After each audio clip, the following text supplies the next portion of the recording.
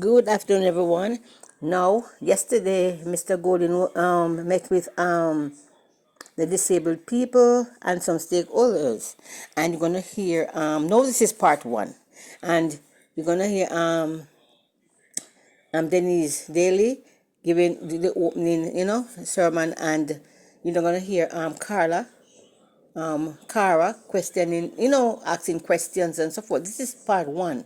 The interesting part gonna be in part two and three and four maybe, because it's long.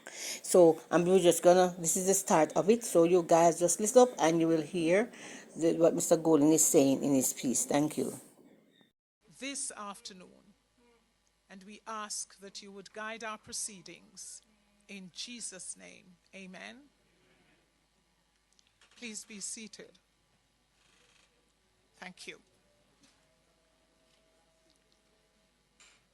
This consultation and conversation this afternoon into the early evening is one that I think all of us welcome. Yes, perhaps it's been long in the making, but it's here, and we look forward to a great afternoon into the evening of understanding, of sharing ideas, and of, beginning the process of holding the party in waiting to be government accountable to all of us. Indeed, indeed. I would like at this moment to ask Comrade Miss Denise Daly to come, and she will do the welcome and opening remarks.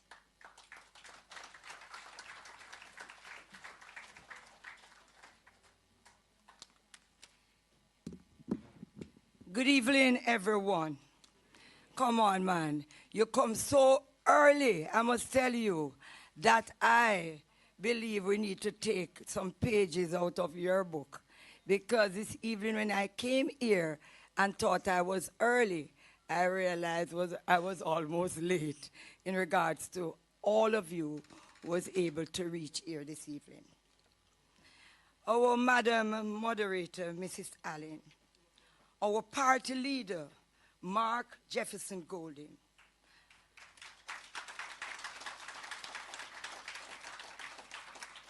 all my colleagues here, spokespersons, who you will be hearing from in a very short while. Ladies and gentlemen, good evening again. It is my pleasure to welcome you to this important and timely forum on promoting inclusion and empowerment for persons with disabilities.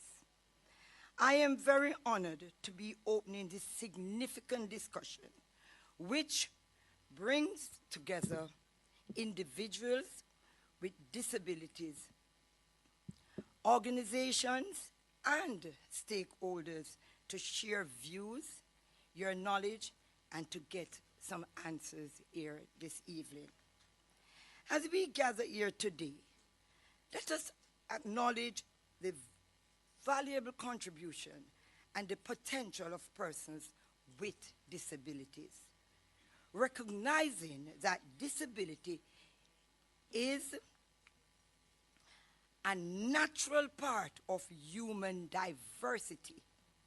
Our goal is to foster a more inclusive and accessible society where everyone has an equal opportunities to participate and to succeed.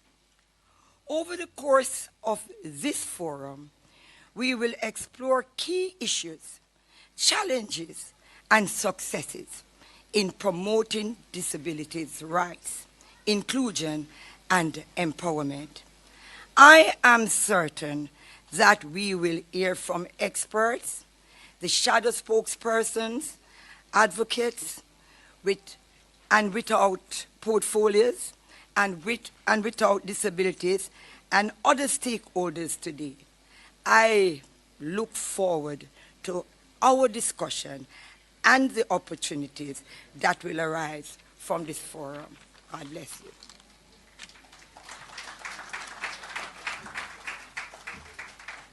Thank you, Ms. Denise.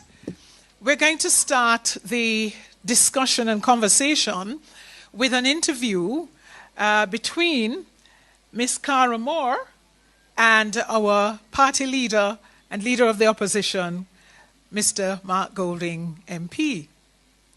So to introduce Cara, Cara is an inspiring Jamaican educator, mother, and entrepreneur whose life is a powerful testimony of strength, perseverance, and passion for education and people. She hails from St. Thomas, Yalis to be exact. Cara graduated from CASE with a diploma and degree in primary education, and she has a very special love for mathematics and has committed herself to helping young minds, inspiring young minds to grasp and enjoy the subject. I'm sure Comrade Crawford will love to hear that.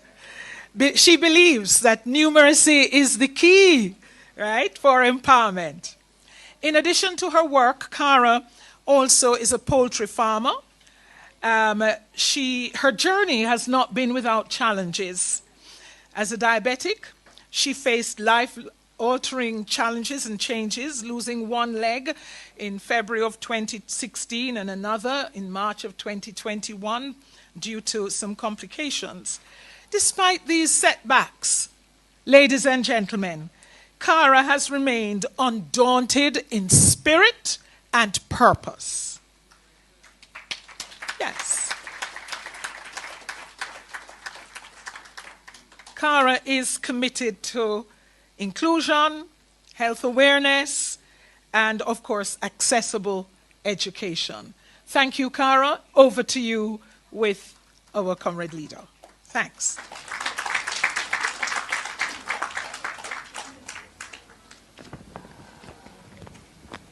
Okay, Mr. Mark Golding, opposition leader of the PMP party, otherwise known as People's National Party.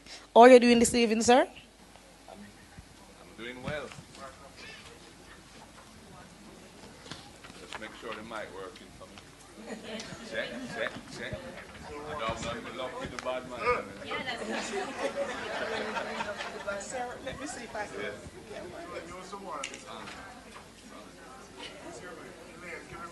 Okay.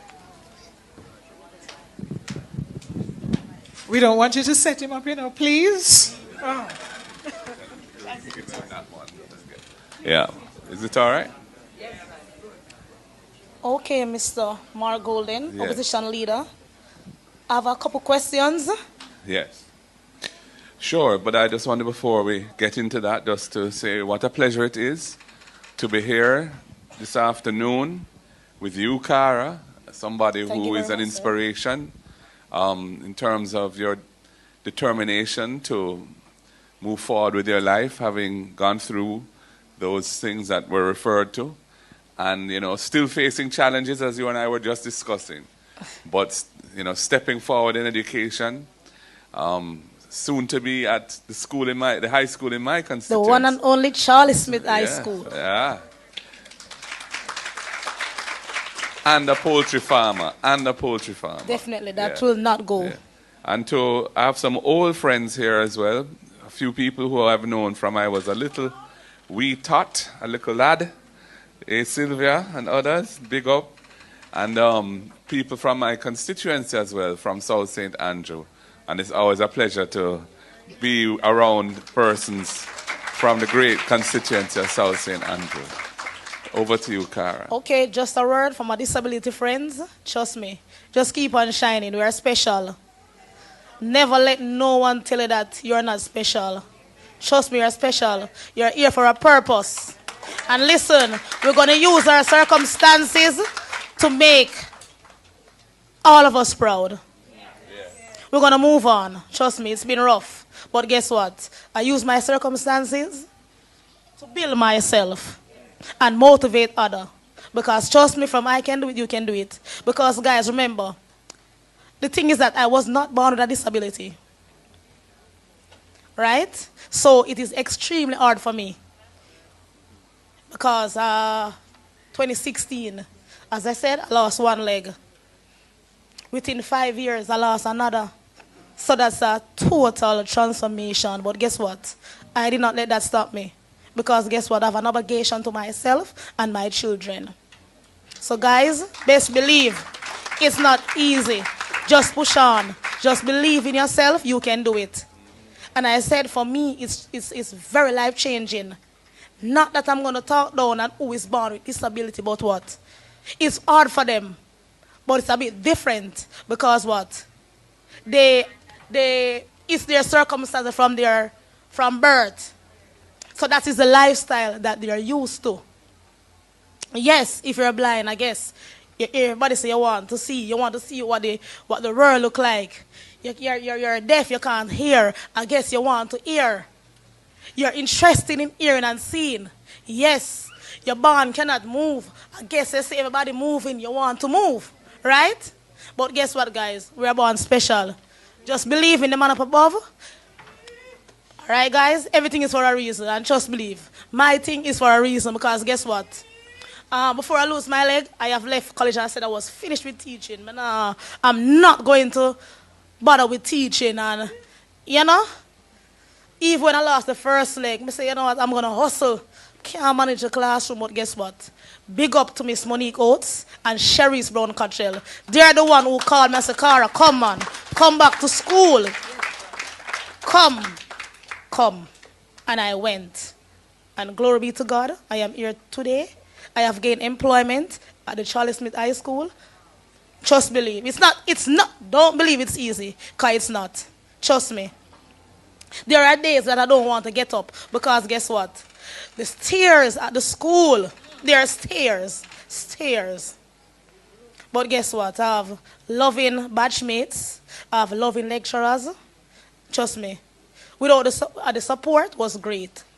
Trust me, emotional support, the physical support, financial support, it was great.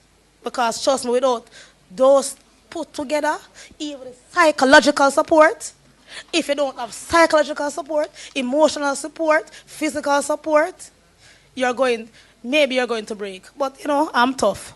I'm not going to break. Thank you very much. Mr. Golding, you know. All right. First question, Mr. Golding. Many Jamaicans are unaware the PNP's legacy in disability advocacy. Can you share with us some of the things which the PNP has done that directly impact persons with disabilities? Thank you for that question. Well, I'm really a Jamaican by birth because of this whole thing, because my dad came here in 1953 and he wasn't intending to stay in Jamaica. He had a one-year contract and he was supposed to be going, I think, to the University of Chicago where he had a post. But there was the polio epidemic and there was a Kendall train crash, and he was very involved at the request of the government of the day in responding to both of those crises. And that led to the establishment of what was originally called the Polio Center. Yes. And then became the Mona Rehab Center. Yes, that's in Papi, Mona. That's right, up there. And after my father died in 1996, the government of Jamaica, P.J. Patterson, decided to name it after him. So it's now the Sir John Golding Rehab Center. So he stayed in Jamaica really because of that. Met my mother here and, you know, had two of us, my sister and I. So, you know, I could say that it's a whole issue of persons with disabilities and so on, why I was born in Jamaica. Yeah, real Jamaican. Yeah, man. Absolutely. Now, the PNP has I would say, a proud legacy of championing the rights of persons with disabilities. First of all, in I think it was 1992, we established a national disability policy, and that was what led us eventually to signing the UN Convention, United Nations Convention for the Rights of Persons with Disabilities. And Jamaica was the first country to sign and ratify that convention. And that was under the People's National Party. Okay. Having done that, we then proceeded to design the law that would implement the convention in Jamaica. Because when you sign a convention, it binds the country in international law, but it's not part of the local law, the domestic law. For that to happen, you have to pass a local law to implement it. And so we developed the Disabilities Act, and Senator Floyd Morris, Prof. Floyd Morris, and myself and others were very involved especially I came into it late in the day, but at a crucial stage, got it through legislation committee into Parliament, and we passed that law.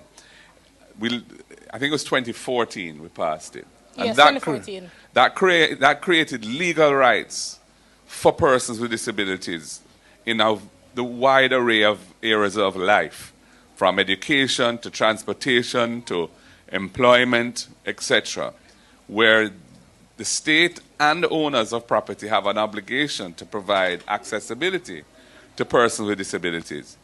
And it also established the Disabilities Rights Tribunal, which is a legal mechanism where somebody who feels that their rights under the Disabilities Act are not being lived up to, they're being violated, they don't have to go to court to enforce those rights. They can go to the Disabilities Rights Tribunal, which is a friendlier and less expensive way of ventilating those rights. So those were two very important things that happened under the People's National Party. And also I would mention Hope Valley Experimental School was established under the PNP in the 1970s. Yeah.